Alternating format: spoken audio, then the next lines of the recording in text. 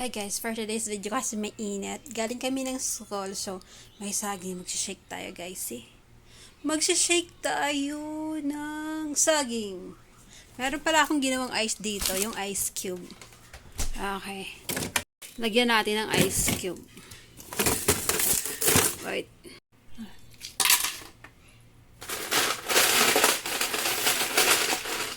Tapos nilagyan ko rin siya ng dalawang dates na fresh na dates.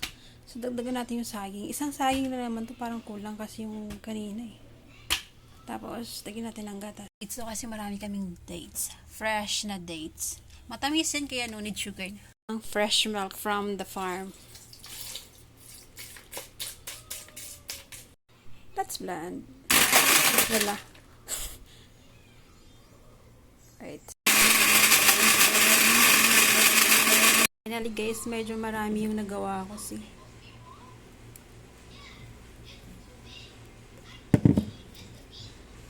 Fresh. Cheers! Kape mo sa Pilipinas, no? Kita gulan sa inyo ha. Dari tag-init, so shake mo ah. Lami. Kung tag-init guys, lami siya. Homemade lang, diba? Cheers!